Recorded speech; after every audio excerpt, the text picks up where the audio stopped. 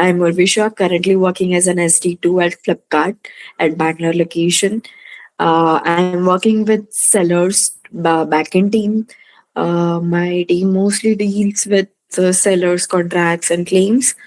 And going not going much into my background, I'll just walk you through my journey.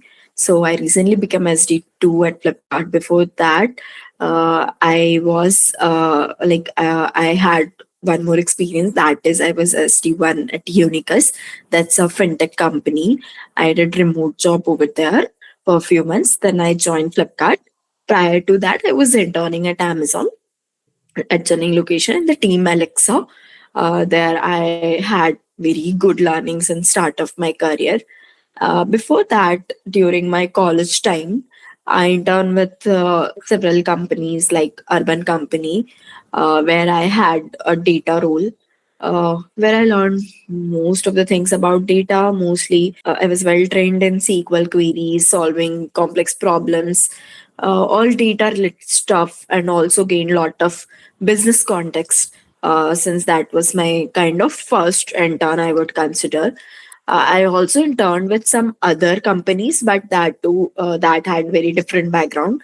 Like during my first year of college, luckily I got intern in a local company. I belong from Indore, so my college was in Indore, Madhya Pradesh only. So there I was interning at Softech Technologies, where I was mostly trained on Arduinos and all those things. So that too had a very unique experience. During my college times was doing a lot of things. Moving on, I'll keep sharing all those things as well. And I did a lot of co-curricular activities, like I joined some NGOs, joined some college coding clubs, and lead them also. So yeah, that's it all about me. We'll move forward and we'll share experience. You had multiple experiences, and after that you joined Flipkart. How was it? Was it a roller coaster or a normal flat? So it's never a normal flat journey. It's always a roller coaster because I belong from a tier three college, Medicaps University, and there it's my placement is not a college placement. Uh, all my placements are off-campus placements. I sit in college placements, but I took them for my practice, and that gave me a boost to that gave me confidence when I appeared in actual interviews. Like Amazon was an on-site interview at Delhi, so that gave me a lot of confidence there because I had given a lot of interviews in my college for placements. So that was kind of practice session. But since I belong from a tier three college and you don't have opportunities coming to you, but you have to go and grab the opportunities. You have to apply to the thousands of companies. You have to reach out to HRs, reach out to recruiters, reach out to the people, employees in the companies for referral and all. So it's never easy. You have to focus on both the places. One is practice, another is applying to the companies and reaching out to the people, asking for the referrals, preparing content. So, uh, like belonging from a tier three college, you have to be very, very careful about your time, and you have to manage it very well because in tier one, companies will directly come and you just have to focus on your preparations. But here you have to focus on both the places, and both the things will go parallelly. You'll keep practicing and you'll keep applying as well. So both the things are very important. So I would say it was never a flat journey. Hearing that you might have heard that I have joined Amazon, then I joined Unicast, then I came to Flipkart. So I belong from a 2023 batch where there was a high recession time during placements, where we got interviewed for few companies like Walmart, but later on we heard that due to recession they are not hiring more. Even in Amazon, lot of layoffs were going, so they have very limited headcount for interns to give PPOs. So similar to that, I would say like there were a lot of other challenges, and it was never a flat journey. Coming to Flipkart, I would say uh, was basically a very good chance, I would say, and was not very easy. But yeah, after coming, I realized that it was a very good decision because Flipkart gave me lot of good learnings, I would say, in start of my career, and lot of opportunities. And I have learned lot of things here in start of tech journey. So even hearing from my seniors, they say like after you move out from Flipkart, you'll never face any challenge, like more difficult challenge. They exactly know the difference between a flipster and people who are coming from other companies. So I would say, yeah, good learning, and luckily got into Flipkart. So yeah. What was the turning point that helped you get into Flipkart? And uh, in getting into the Flipkart journey, how many rejections in interviews did you face, like before joining the Flipkart? Okay, so if you ask about me the count, I literally have no count about how many interviews I have given, how many rejections I have faced. So the thing was, I never cared about rejections. I was like, I kept applying. I never thought of getting selected, even in Amazon and Flipkart. I never expected offer because there was a time when I was preparing very hard for a company during the start season of my placement, and everyone around me was very sure that I'll get selected. My interview went very well. Everything was all good, but somehow I did not get any offer from there. So post that, I stopped expecting. I was just in phase that I'll keep preparing, I'll keep applying, and I'll keep giving interviews. I'll keep learning. So that's how I kept applying. I kept messaging people for referral, messaging recruiters for getting scheduled my interviews and OAs. I think I have applied to a lot of companies like Walmart. I appeared in Google. I appeared in uh, Porter, D Shaw, and even for these companies, I have went to multiple rounds. Like for D Shaw, I came out from the last round due to some other challenges, personal things and all. And Porter, I had offer. Then I appeared in a interview of a remote company, that is Tala, but I had to reject it because I chose Amazon over it. So Tala was a good company. Then other companies from my college placements, I had offer from TCS, Gamma Stack. Uh, then one more company was Decode and all of the things. Then I in my college placements, I then after that I never set in the placements.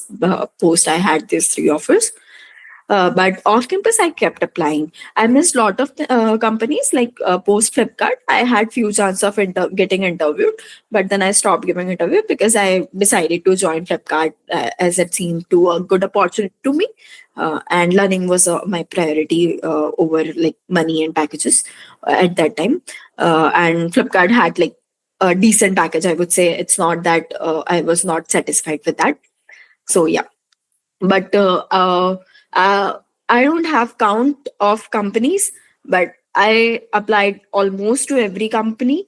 Like so what I used to do is uh, I was a very active user of LinkedIn, and whenever someone posts that they got selected into some companies, or some companies hiring some kind of thing, they'll generally mention the recruiter name, the manager name, right, in the post. I'll straight away go to the manager or recruiter's profile. I'll try to connect with them and try to send my CV, try to put my message to them so that I also get chance to get interviewed. So this way, if the person got selected, I'll also reach out to other employees of that company and will try to ask them for referral if they have any open positions in their team. So I used to do these things, and apart from that, I actively use LinkedIn not just for practice, but there is a section in LinkedIn, that is LinkedIn discuss section, right? Interview section also there. So in the interview section, I'll have a filter with the latest that will give me all the interview experiences which are recently done. So this is how I get to know that these companies are currently hiring, right? Now what I'll do is, now as I know that, let's suppose Flipkart is hiring, I know from the lit code interview section, I'll go to LinkedIn, message Flipkart employees for referral, try to find out recruiter's profile or email ID, and we'll try to message them and get a referral. So this is how like I did for every company. I also prepared a list of companies from start of my second year, I would say. I used to keep a very long list of companies that I want to apply. For example, the companies which are like recently started, good startups, I would say, or like Urban Company was a startup at that time when I joined as an intern. Also, I used to keep with the company name. I used to keep the uh, employee's name or recruiter's name, that this people I have to reach out to get the referral, or to get like to reach out for interviews and all. So generally, people will post like DM me for referral. I'll try to see that what all people on LinkedIn community are open for help. So I'll try to note down their names, and on the like at the right time, whenever I see that Flipkart is opportunity, so I'll try to message all those people. So I would say this was not a day task or 2 day task. This was like a continuous task for a year or two, where I used to do these things, and I used to maintain the list and apply to every company. Also, the community where like in your college you'll have some friends and all, right? So with like what kind of people you're living, you're discussing your problems, that also matters a lot. So you should like, if I want to improve my DSA skills, I would definitely try to practice it with some friend, or will reach out for help to them. That makes things simple for you. So yeah, uh, count wise, I would say I never counted. I just kept applying. Even InstaHire was a very good website where I used to apply like blindly in a day around 100 to 200 companies or more than that. And there was a time when I used to message around 50 to 100 people on LinkedIn, and I used to send them connection requests like in a day. I still remembered, I think 261 is the connection limit that you can send in a day on LinkedIn. Hmm. I'm not sure, I just forgot that. But I remember that there was lot of days when I exhaust my connection limit on LinkedIn, and I kept sending them like connection requests. So yeah, that was all about my journey on like how many companies I applied. But yeah. In the interview process of Flipkart, I have some questions like what were the interview rounds like at Flipkart? How was the process? Yeah, so generally, MNCs for a fresher will more focus on your problem solving skills. Uh, that's a evergreen skill for a software engineer, I would say. So for Flipkart, first round we had OA. So complete Flipkart process was around a week, and that was too quick because a day prior I received the mail that tomorrow I have the OA for Flipkart. I appeared in OA, I got selected. The next day my interview was scheduled. Then my interview was scheduled, and that was a PhD's round, that is problem solving round. That was purely DSA based round. So that went very well for me. It was around an hour interview. Then the last medium to hard problems, around two problems the last. Then in the evening, I got the result that my first round is cleared. On the next day, I received like I had my another interview scheduled, second round. That was also PSDS two round. That means a hard level problem solving skills, hard level DSA. Okay, so that also went well, and that was also an hour round, and generally they'll ask you two questions. If you solve those two questions, they'll give you a third one, and you can just discuss them. So expectation here is you solve one problem completely, maybe first one. Interview can guide you, and interviewers are very helpful in that. So they will expectation is they'll you'll have to solve completely, write down the code for the first question. For the second, if the time is getting up, you can just discuss the multiple approaches with the interviewer and discuss the complexities and all those things. If the interviewer is fine and they won't ask you to go to the second one. So yeah, second round was that. Then I got the result in a evening, that my third round is scheduled on Monday since it was Friday. So I got good time to prepare, but that was a HM round, hiring manager round. That's kind of knowing how you fit in the Flipkart values and kind of team matching, I would say. So in the HM round, mostly it was discussed around my resume, about the projects I have worked in the past, about the work I have did in past, and also deep down around my work. Like I have written about WebSockets in my CV. So he asked me several differences in WebSockets. How are they like useful, and other things around, other technical things around it. So yeah, that went well for me.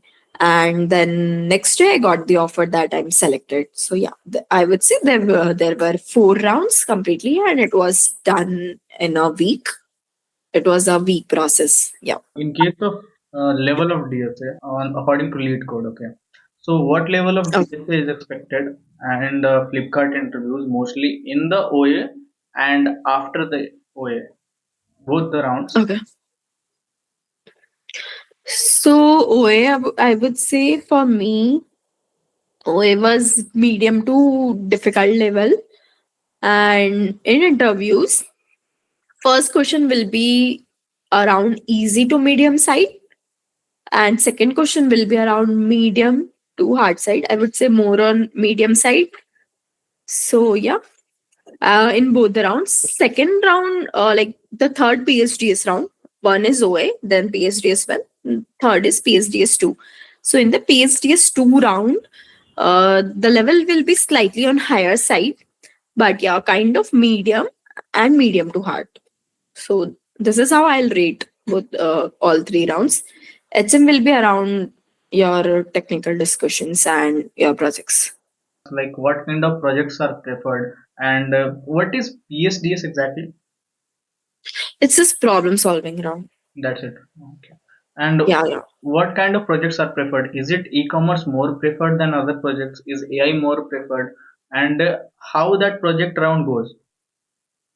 Yeah, yeah. So it's never about like what kind of projects you're doing. So in industry, skills are evolving, right? Uh, Before a few years, everyone was discussing about e-commerce projects, React apps, other skills. Currently, AI is in market, right? Gen AI is in market, so people are more focusing on AI ML projects and all those things. It's never about your projects. You are a good problem solver, so you can grasp any skill quickly in the market, right? It's only about the work you have done and how deep knowledge you have on that project, right? So even if it's e-commerce project or ML project or AI project, it's only about how much you have grasped from it and how deep you have into it, and how you have implemented it. How was your like attitude towards your execution? Were you able to like solve all these challenges that came into your path while you designed that project, while you built that project? And were you able to grasp all the new skills quickly? And were you able to solve the challenges, debug the things if anything broke? So it's all about that. So today we have Gen AI, tomorrow we'll have some other skill in the market, right? So clear expectation here is you should be a good problem solver, and you should be able to solve the challenges that came to your way, and you should be able to grasp the skills quickly. So yeah, I would just say this. In the OA round, after the other rounds, all the rounds, what are the timings of the rounds? Like 1 hour, 2 hour, like that. Yeah, so as I mentioned earlier, the timings for OA also it was an hour round and two questions were there. For all the PSTS rounds, it was around 45 minutes to 1 hour round, and there too will have two questions each. And HM round will also like last for 1 hour. So every round will go for an hour. In the case of like resume shortlisting from portals and from referrals, both the cases, are projects more important or competitive programming? Okay, so so it mostly depends on for resume shortlisting, I have heard that mostly companies go with this parser and all those things, right? ATS parser and all those things. So there they'll have a JD kind of thing, job description. They'll list that we are preferring the candidates which have this skills, right? Let's say C++, Python, whatever. So they'll mostly like shortlist basis on that. But for MNCs, I have mostly seen that if you are a good problem, there should be a balance of good projects, good impact that you have brought to your project, and seeing your past experiences. And they'll also see your CP ranks, your competitive programming or any contest and all those ranks and all. If you mention that would be great. So there should be a good balance for both of these things, I would say. And for your CVs, your presentation also matters a lot. The way you write, the way you present your skills in your CV. So that also matters a lot. It should look very organized and very informative. Nothing should be It should be very neat and concise. Nothing extra. So all of these things should like matters a lot in your CV. You should mention the figures if you have brought some impact in your last experiences. In your intern, you have done some work and you brought some impact. Let's say you took some figure from 50% to 75 or 90, whatever. You like increase efficiency and all these things. So this kind of figures shows real facts, shows the actual impact that you have created and also the work that you have done. So while resume selection, I would say the balance is important, and also your presentation, your balance of CP, DSA, and your projects.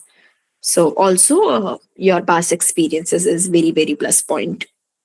So, in case of like referrals, what is the best way to get referrals? And apart from like normal sites like LinkedIn and normal connections, do these paid kind of platforms where people get paid to give referrals, are they really worthy? Kind of, are you referring to TopMit? Yeah. Okay. So I would say, in my case, there are a lot of people on LinkedIn who are ready to help people, right? Someone in Flipkart, someone in Microsoft, other companies gave me referral as well. So it's best if you have any personal connection. But if you don't, you can reach out to the people. Out of 10 people, I'm pretty sure you'll find at least one guy or one person who is ready to give you a referral if you present them very well. If you're not getting any chance, just look out, recheck your content which you are sending to them. Review your CV, get it reviewed by your seniors, your friends, your colleagues, and all, right?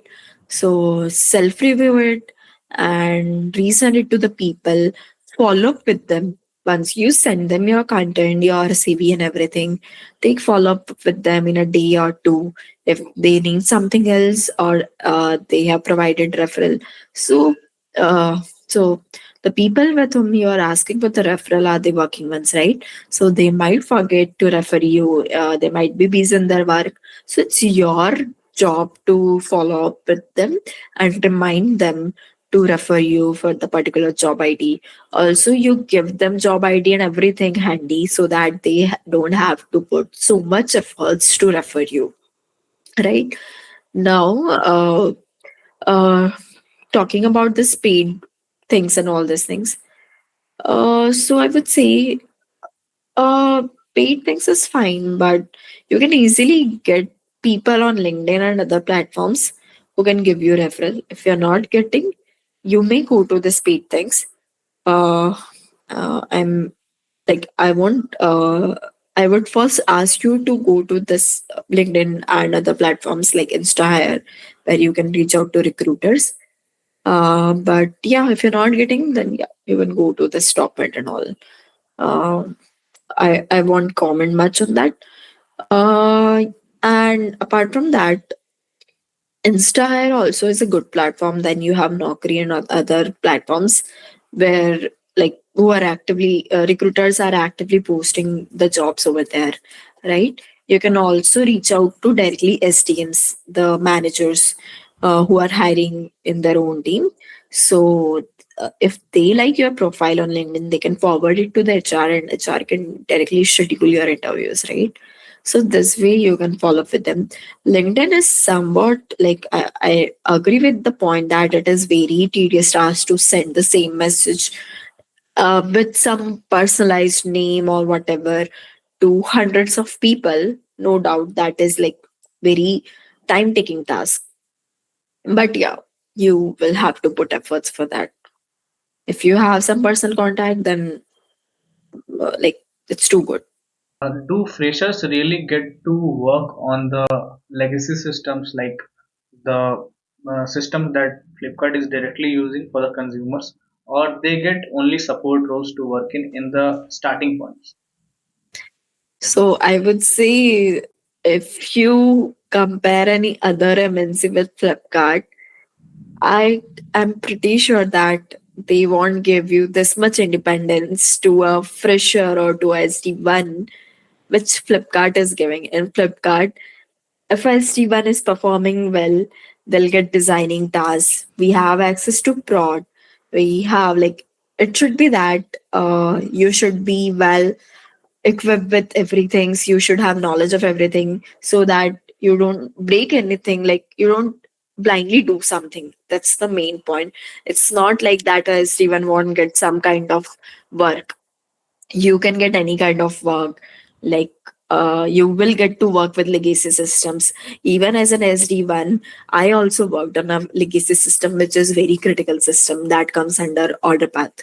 So Flipkart will give you best opportunities as a fresher, and that's how you get best learnings in Flipkart. So uh, that's why I told that luckily I got into Flipkart because I got a lot of good opportunities to learn here.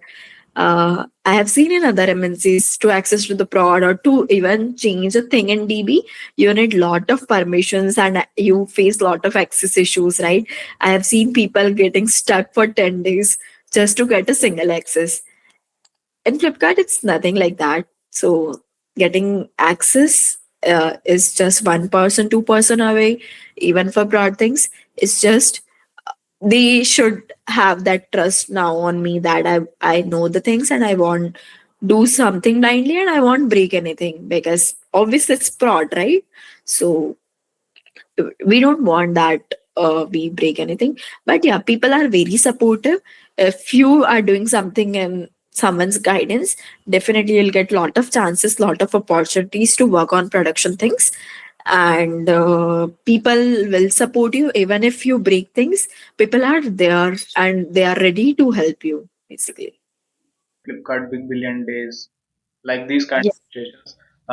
Do you guys like face any kind of issues, or if suddenly some crash comes or some problem comes, what happens if you are on holiday and something breaks?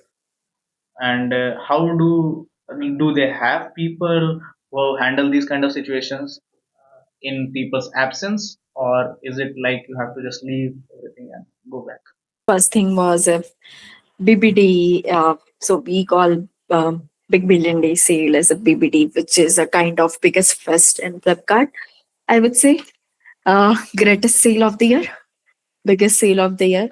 So during BBDs, if something crashes, so so generally sale starts at 12 night for early access and for normal people as well, right? Uh, so one day prior we'll have early access. The next day we'll have sale for everyone. Now everyone will be present in the office. Ours, your EMs, your managers, product managers, engineers, everyone will be present in office during the sale time. In the start, everyone is monitoring their systems very well. We have dashboards placed in our floors, screens and everything, and people are closely monitoring everything, the peak QPAs, the latencies, the orders count, and everything is well monitored by each team. If something crashes, there are war rooms assigned to the people or teams where something is crashing, and ours like architects and everyone will be there to help and solve the issue, right? Now let's say if someone is absent or not present during BBD, so BBD dates are pre-announced prior, like we get the tentative date like prior to a month or two, and we know very well that we don't have to take leaves during that time. But if something is very urgent, no doubt no one is going to stop you. If you are like the prime member in your team, you have to just pass on context to someone else. And also there will be like on calls during BBD times.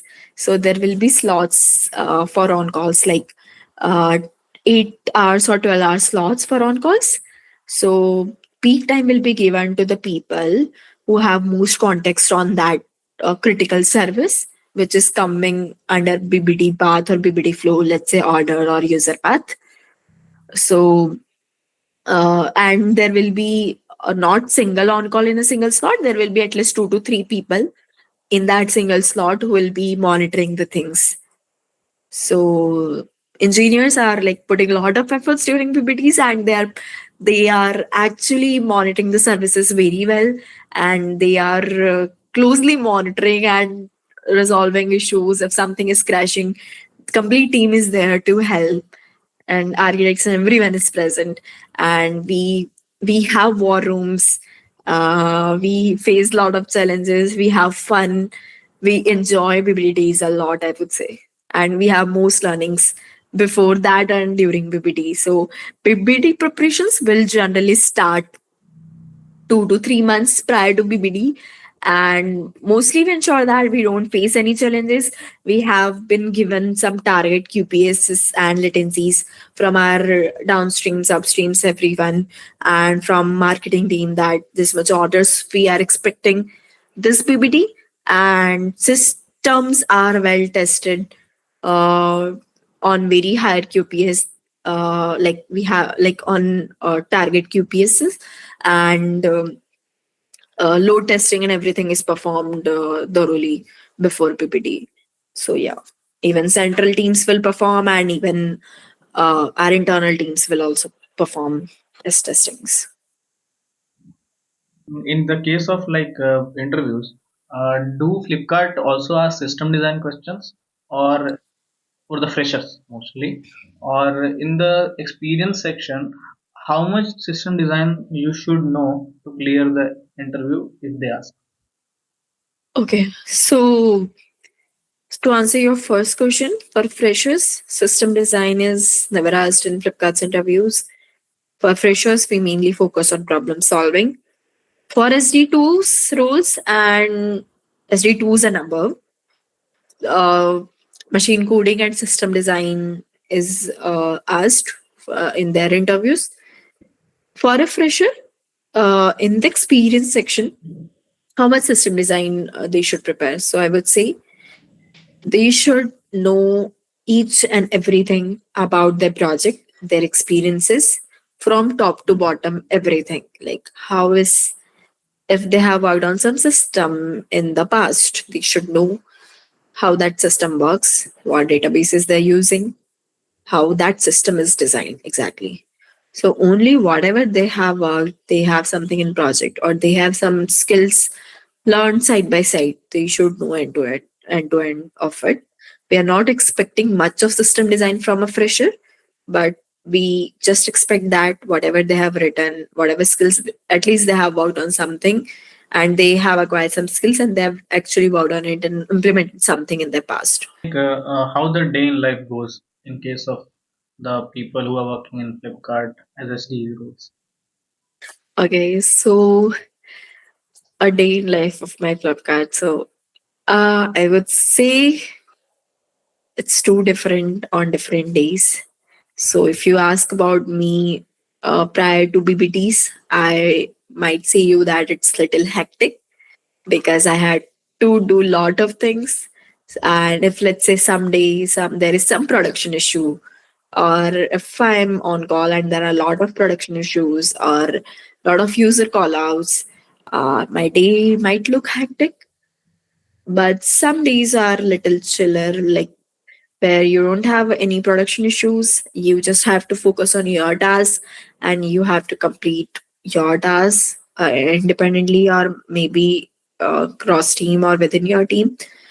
But cases where we have production issues and it's really impacting users, our end users, then that those days might be hectic. So I would say it's kind of balance in Flipkart. Some days will be chill, but some days might be hectic. But during those hectic days, you get to learn a lot of things as a fresher.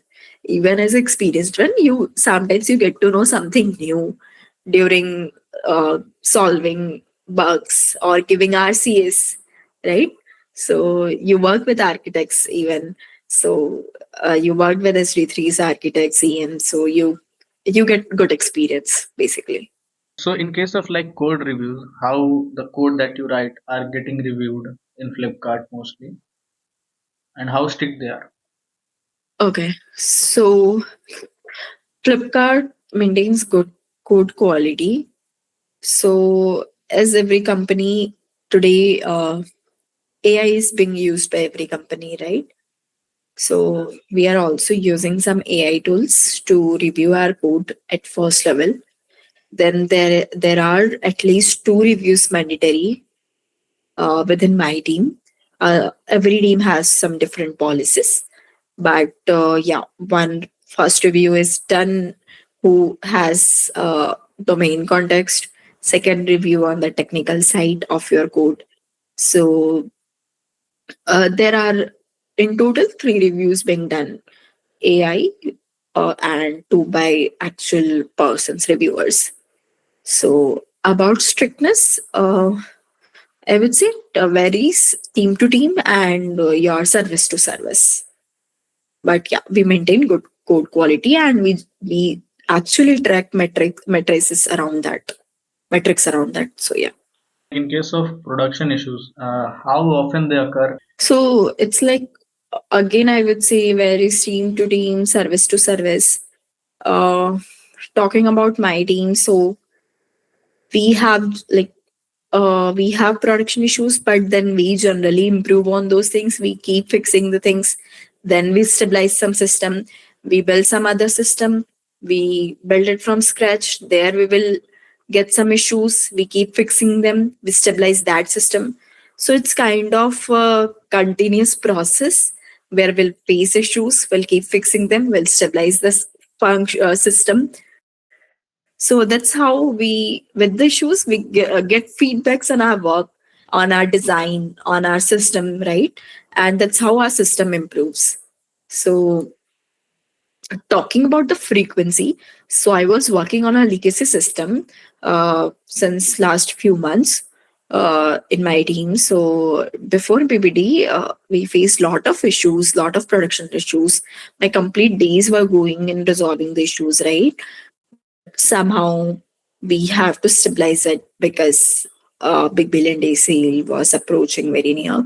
So we kept fixing the issues. The team worked so hard to fix everything. And thankfully, we were able to achieve QPS within like expected latency was too high, but we like, so let's say latency expected was 500 ms, we were giving response in 100 ms. So kind of that improvement we did on our systems, and we were able to achieve the target QPs very smoothly. And but nowadays post ppts, since that system was stabilized, we don't have we don't face much we don't face much production issues in that system. But now we also own some other services which are newly built, so there we face some production issues sometimes. But yeah, we are in process of stabilizing those systems as well. So I would say it's kind of a rigorous process where you keep fixing the issues, you keep building, you get feedbacks, and you resolve them. And that's how you learn and grow. There is a fresher who doesn't know something about some technology or something that, because most of the people are mostly focused on problem solving, so they don't know much about development technologies and all. So if Yeah. some new technology comes, if the fresher doesn't know, how much time do they give to adapt to those technologies and work and do the work? So Flipkart gives you enough time to get onboarded to the things, to the technologies that your team is using. So they'll give generally 1 to 2 months for getting onboarded, and then also it varies team to team, depends on the criticality of the projects and the severity of the services. But I would say they'll give you tasks so that you get to understand the services. We also maintain good documentation across all services, so you can go to the documentations and read that for your understanding. But as code never lies, right? So code is always accessible to you, and you can read the code and understand the things. Also, if you have any doubts, people are very helpful. You can reach out to someone who has experienced a team, and you can ask for help, or if ask your doubts basically. You'll be also signed with a buddy and mentor, so you can ask any of your doubt with them if you face any issues in onboarding. We also maintain some good documentations around our like onboarding docs, I would say, team to team, so that you get a brief about team, about tech stack and everything. And you'll be also given onboarding docs properly and videos and everything recorded once. Even if then you have doubts, people are always there to help you. In case of like AIML products specifically, uh, if somebody is joining as AIML engineer, what are the requirements and how they judge for the AIML requirements, specifically AML and data science? Okay, so Flipkart has some data science rules. So in I'm not exactly sure, but mostly they'll focus on your reasonings and statistics, all the skills. They will ask you questions like probability and around data science, all those things. So the questions revolve around that mostly. Do you really think that AI will be replacing the software roles in the near future? And if not, what will be the cause of it? Okay. So to answer this very briefly, I would say we have a lot of engineers in market, but we have very less quality engineers. So AI will replace some of the software engineers, but it can never replace complete engineering teams. So there are a lot of places where you need human minds, right? So designing a system is not an easy task for an AIs. So currently, like even if you train AI a lot, I don't think so. AI will be completely replacing engineers. Uh, they can replace some of the engineers. They will definitely help everyone to work efficiently. but they cannot completely replace it. They'll increase efficiency, but complete replacement not possible. You must have seen those work-life balance reels, right? A day in a life of this that. So, how close to the work-life balance there? So for work life balance, as I mentioned, that some days you'll have hectic schedule, some day you'll have chiller. So yeah, Flipkart gives you good work life balance. You have a lot of fest, you have team outings, you have team dinners, you'll have quarterly outings, to like 2 to 3 day outings and all. So people are like friends to you in your team, and you really enjoy on outings. So work life balance is good. You all grow together, you build something together, and I would say, yeah, good balance of learnings and work. Good balance of learnings and what actually you call work life balance. So yeah, balance of everything, I would say. It's not complete chill that you don't have any growth, but yeah, good balance. So, how is the performance evaluated in case of Flipkart, and how much is corporate relations and corporate politics involved? Okay. So, okay.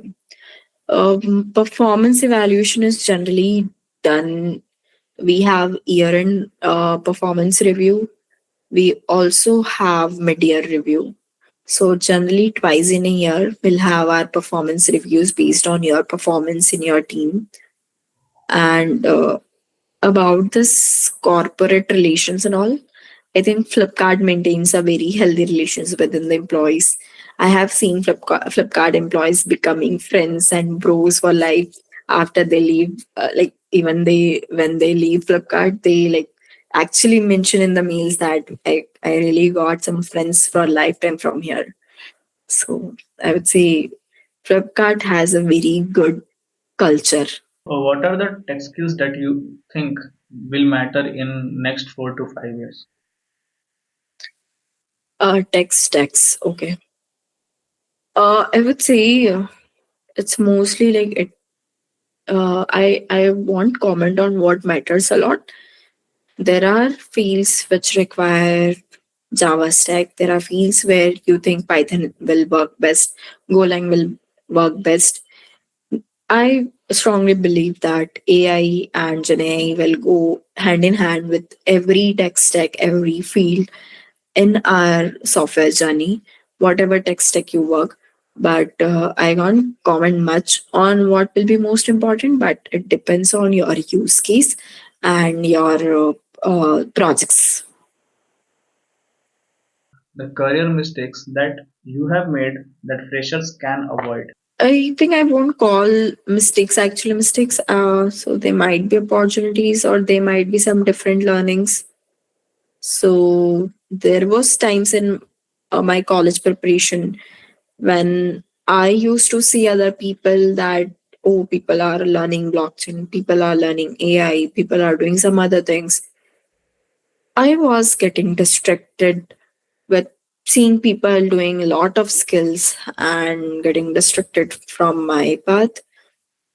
I would say currently in market we have lot of technologies and it's not possible to learn everything as a fresher, right? You can be an expert in one of them, but you cannot learn everything of them. So the mistake was not to get distracted with these things, but I should not be getting distracted with these technologies, and I should be focusing on my trajectory and my path. And that's so simple that I improve my problem solving and I become expert in few of the skills. What is the one habit that you think that has helped you in your career and in your career growth mostly? I think I would just say it consistency. Even if you fail, you have to do that. And I'm literally a big fan of book Atomic Habits, so that inspires me a lot. So yeah, even DSA. So a lot of good MNCs pay a lot, and they just ask DSA questions. So there might be some reason why they are only asking DSA questions, right? Because it's not possible for everyone to do that and become expert in it. That if someone is doing that and becoming expert, they really have that gut, or they really have that motivation inside them, and they are really became experts in facing challenges, and they became expert in getting back again even if they fail thousand times, right? Because DSA, when you start it, it's very difficult, right? When you start it, you don't, first of all, you don't understand anything. Then you are not able to solve it. Then you are thinking like, yeah, he can solve, she can solve, why can't I? And but they can solve, and you're just wondering like, what exactly I have to do that I am also able to solve. I'm not getting any ideas on how to solve it, right? This time will also generally come, right? So but you have to cross that threshold, and to cross that threshold the only thing you need is maintain consistency and just practice a lot. There is something called IQ in software jobs, that some people get a higher IQ than normal people, and they perform really good in these kind of logical challenges like lead called DSA and all. Is it like that? Okay, so people might have good IQ, they might not have good IQ, but one thing I would say that people who really work hard even with low IQ, they always succeed. They always succeed.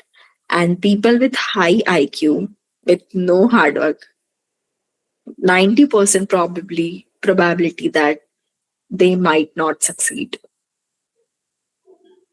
So I would just say that IQ is something not in your hand, and it can be increased with your hard work, I would say. When you work hard, you perform very well. People might call that you have a high IQ. What keeps you motivated in the tough situations and maintain your consistency work? So so the thing is, you should focus on like what person you want to become in future, right? So let's suppose I want to live a good life, right? So good life, I mean, I want to get up early, I want to do these things, all those things, right? I want to achieve something, I want to do something in my life.